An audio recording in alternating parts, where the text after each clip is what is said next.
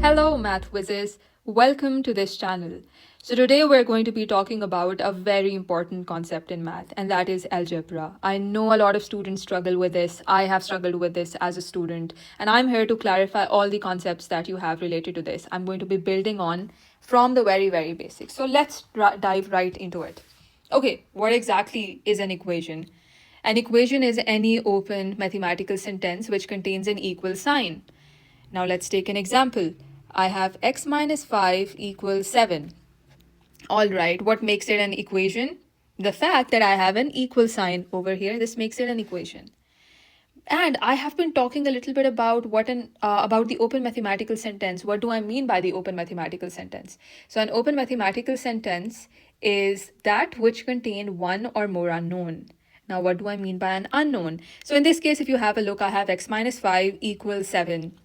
Do I know the identity of this x? No, I don't. It could be any number, right? But I don't know what number that is. So it's an unknown for me. So anything that we don't know the identity of, we call it an unknown, or we call it the variable. So you can call it any of this. All right. Now, this unknown or this variable, it could be any letter. They could represent it in any way, any form they like. It could be A, it could be B, it could be C. Whatever they like, they can represent it that way.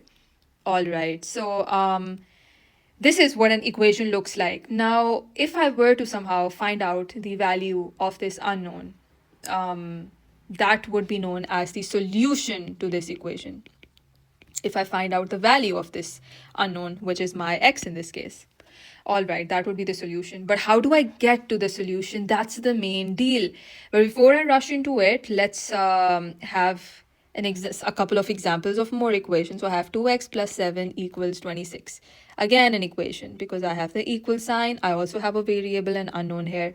X plus 5 over 2 equal 3x minus 2, also an equation because of the equal sign, and then we have the variables. It's the same variable, it's just repeated twice. And let me just clarify one thing. So a variable has a particular value that you are supposed to find out through the solution of when you are looking for the solution of this equation, and that value is the same.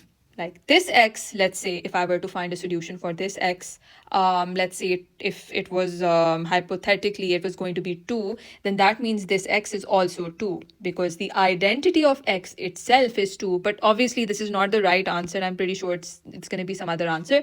But this is just to tell you that the value itself is not going to change of x. It stays the same after you found the solution. All right, some more examples. Can be x squared plus x equals 6. Again, the equals to sign. Again, we have these variables. I'll come to these squares later on. Do not get confused right now. All right. Okay. Now, what is the big deal with these equations? What are they all about? So, an equation is essentially all about balancing. So, if you have a look at this example, x plus 5 equal 11, right? I need to find out what the value of x is. But before I dive into it, let me introduce this divider here. So how I view the equals to sign is it's a divider that is dividing all the things that are on the right side from the things that are on the left side. So I have my variable, my unknown x on the left side. I have these numbers 5 and 11, 5 on left and 11 on right. What I need to do is I need to somehow find out the value of x. This is all about balancing. Whatever is on the left side must equal whatever is on the right side. So for example, let's take this as an example. Right now I have a seesaw. So if you've ever played on a seesaw, you would know how it balances out when the weights equal on the right and on the left side, on both the sides basically. So on the right side, if I have 11 kgs added here, and on the left side I have right about 5 kgs added over here, obviously this is going to be more, it's going to be heavier. The 11 kg bit is going to be heavier. But what can I do? How much more weight can I add to this 5 kg in order to make it balance the 11 kg? Let's think a little bit. Can it be 6 kgs? Yes, it can. Yes, it is 6 kgs. Good job. So it is 6 kgs. If I add 6 kgs to this side, it's going to equal 11 kgs. Why? Because 5 plus 6 gives us 11 kg. So now this is 11 kg on both the sides, so it's going to be in a good balanced state. This is what equations are all about. The left side must equal the right side. So what could be the possible solution of x? Yes, you know it. So it is 6 kg. Kg is something that I just introduced as an example, but the value of x is going to be 6 in this case. 6 plus 5 will equal 11 for us. All right. Now, this is something that we're doing by observation. It's very, very exhausting if I keep on bringing the example of the seesaw again and again. What would be a much easier and faster method to come up with a solution somehow without making this entire pictorial representation? And let's talk about that. So one thing in which you can come up with a solution is by observation. Let's take an example. X minus 6 equal 14. Now, I need to find the solution to this equation. And when I say the solution to this equation, I mean finding out the value of x. If I need to find out the value of x, let me think about this and observe the equation firstly. What can I subtract 6 from? That will give me a 14. Can x be a 21? 21 minus 6 gives me a 15, so no, it can't be 21. Can x be a 20? Yes, it can, because 20 minus 6 will indeed give us a 14. So the value of x in this case is going to be 20. That's my value. All right, now this could be a little, again, very lengthy because observation is something that you're not able to make very quickly all the time. So let's take some examples of how you can come up with your answer faster. And I'll give you those examples. I'll park this equation for now. Let's just take this equation again and let's try solving it this time. Okay, x minus 6 equals 14. What do I need to do here? So how I view it is that you view the equals to sign as a divider, and whatever is on the left side must equal the things on the right side. You choose a place for your unknown to be at. It can either be on the left side or it can either be on the right side. But in this case, I'm going to let it stay on the left side. And whatever else there is with the unknown, I want to push that away to the other side. I want to put it across this divider. So I have a minus 6 here. I need to get rid of that minus 6. How can I get rid of the minus 6? I can get rid of it by adding a 6 to this side. Why? Because minus 6 plus 6 equals to 0. And this is a concept that we will be touching upon on our series on integers, so stay tuned for that. But essentially, whenever you have numbers like minus 6 plus 6, so I have a negative and a positive, this basically translates to a negative, which basically means I have to subtract 6 from 6, gives me a 0. All right, but it's going to be really unfair if I do this only on the left side. I need to do the same on the right side also, just to make it more fair. So what I'm going to do is I'm going to put the 6 plus 6 on the right side also. What do I end up getting? I get x minus 6 plus 6. It's gone now because it's 0. Equal 14 plus 6. All right, so x is going to be 20. So we came up with the same answer that we did with our observation. All right, so now let's dig into some more examples. Okay, so here I have 3x equal 18. And what do I need to do here? Firstly, what does this 3x actually mean? This means 3 multiplied by x. So whenever you see a number right next to the variable like 4x or maybe 5a, this basically means 4 multiplied by x, and this means 5 multiplied by a. All right, so now that I know this is 3 multiplied by x, and I know that I want to select a place for my variable or my unknown to be at, I'm going to select this place to be the left side. I need to get rid of everything else that is on the left side, which is this 3. I need to get rid of that and put this across this equals to sign and put it on the right somehow. How will I do that? Now, in order for me to get rid of this 3, what I need to do is I need to divide this side by 3. Now, why am I not subtracting 3 minus 3 from here?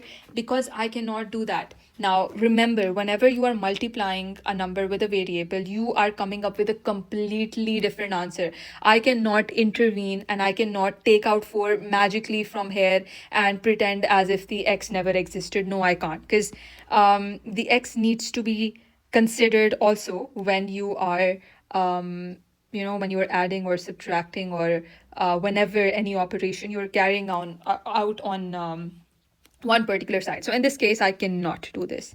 I need to divide my 3x with 3 in order to get rid of the 3. This will cancel out these 3's. But if I do it on one side, that would be unfair. What do I need to do? Yes, I need to do the same on the right side. Now, when I do that, I will be able to get my answer. So 3 times 18, 3 times 6 gives us 18. All right. So x is going to be equal to 6. All right. Good job. Now, let's take another example. And this time the example that we are taking is 3a minus 4 equals a. Now, I have the same variable on the left side and on the right side. I have an a, I have an a. I have to group them all together. I have to put them all on the same place, right, at the same place. So how I go about putting all of these, grouping them together in the same place, is that I always take the number that is bigger, like for example 3a. That's a bigger number than a itself. So I'm going to let the 3a stay on the left side. I'm going to now get rid of the a from the right side, because left is the dedicated side for all the unknowns. How will I do that? So 3a minus 4 equals a minus a. So if I can take out this, if I can do a minus a, I could just get a 0, but that's going to be unfair. If I only do it on one side, I'll have to do it on the other side also. So it's going to be essentially going to be 3a minus 4 equals 0, because a minus a is 0. Now 3a minus a is going to be what? That's going to be 2a. 2a minus 4 equals 0. Now I need to get rid of this minus 4, right? Because I only need the variable on the left side. So I want to get rid of the minus 4. How will I do that? I can add 4 to this side. But you're right. I also need to add the plus 4 to the right side. This gives me 2a minus 4 plus 4 is just 0. And this gives me 4. All right. But there's another problem. What's the problem? That is that I have a 2 right next to a here, and I don't want any other thing besides my variable on the left side. So I need to get rid of that. How will I do that? So we just discussed this is 2 multiplied by a equals 4. Now, if I want to get rid of the 2, I need to divide this side by 2. And if I do that, I'll have to do it on the other side also. All right, so I cancel it out. I get a equals, and 4 divided by 2, we know, is going to give us. All right, so that's going to be our answer. A will be equal to 2. Now, this is how we go ahead with our solutions for algebra. And essentially what we do is, just to break it down, we are trying to, number one, put all of our variables on the same side, like for example on the left side, and pushing everything else on the other side. I do not want anything else here. And when we are doing that, like for example, I have 3 multiplied by x. In order to get rid of the 3, I'll have to divide this area by 3. And when I do that, I do the same on the right side, right? And then let's say I have x over 5 equals 7. Then in that case, how will I get rid of this 5? The way to go about it is that I will multiply my left side with a 5. Why am I doing this? So that I can cancel out this 5, because I only want my variable to be on the left side, nothing else. So I'll cancel these 5s out, right? But I need to do the same on the right side. That's what I'm going to do. It's going to be 7 times 5 now. So x is going to be equal to 35. Yeah. So this is how we proceed with algebra, and these were just some of the basics that we need to know for algebra.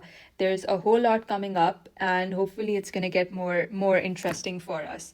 And if you have any questions at any point, you can definitely ask them from me, and I will get back to you on them. So Have a great day, guys, and stay tuned for the continuation on this. Happy learning!